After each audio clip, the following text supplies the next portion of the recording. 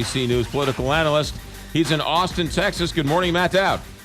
Good morning. Great to be here. How much is Bernie Sanders hurting Hillary Clinton by him refusing to go away?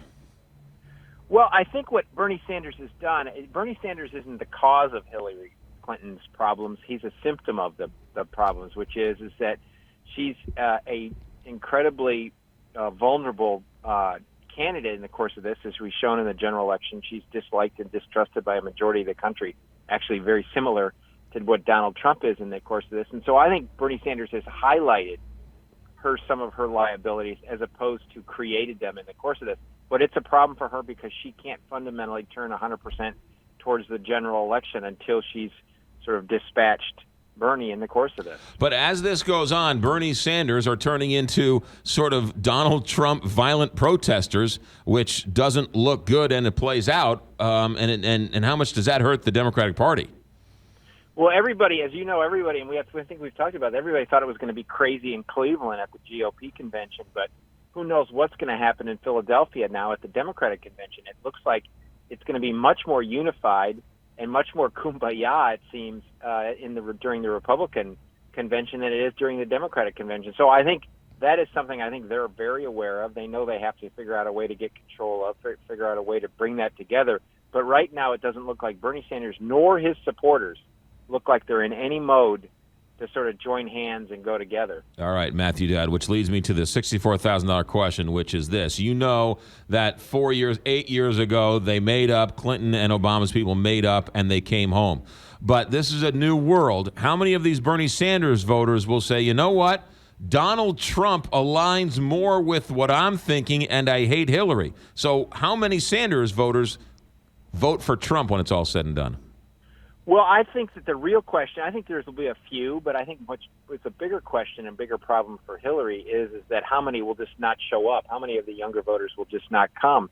And the difference between 2008 and this year is that the enthusiastic candidate that all the millennials, all the younger people, and everybody was going for was Barack Obama, who ended up becoming the nominee. And so it was Hillary Clinton who sort of had, with the establishment support, had to go along. Now the enthusiastic candidate is likely to lose. So that's a big difference when you face a general election that Barack Obama did as opposed to what Hillary Clinton did with Bernie Sanders. The Republican establishment is a cause without a name or a face.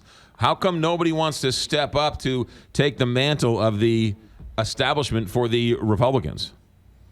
Well, because I actually think there is no establishment anymore, and I think it's now the voters now run this. I think Donald Trump, for better or for worse, for the Republican Party, is the face of the Republican Party. He is the Republican Party now. He represents a vast majority of the votes. He got 2/3 of the votes last night in Oregon. So he now is, I would guess, the establishment of the party is Donald Trump.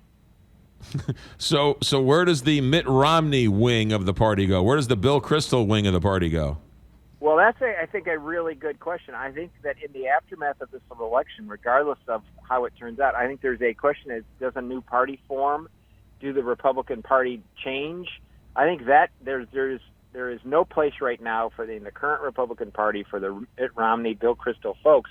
I think they realize that. I think they've been slow to realize that, and I think it's a question of what they put together in the aftermath of November, where they have a place in politics.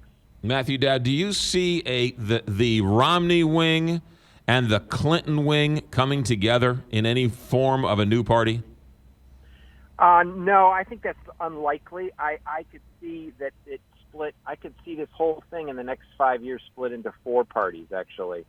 And I think it could split into the really serious Democratic progressives, Democratic sort of more establishment, Republican sort of more mainstream, and then a sort of a populist Republican. So I could see this thing in the next 5 years splintering into multiple parties. But then you would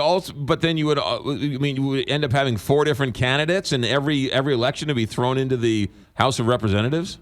Well, I think we're in for a time of very incredible disruption. It started, we've seen this, I think this year is going to accelerate us to something new. I think the dinosaur parties of the Democratic and Republican Party that have existed now for 150 years no longer work in this country today. They don't represent where the country is, and so something has to change. And so I think after this year, you're going to start seeing in state more and more people run not under the banner of the current two parties. Really interesting. Matt Dowd, ABC News political analyst, the best in the business. Thanks, Matt, for checking in.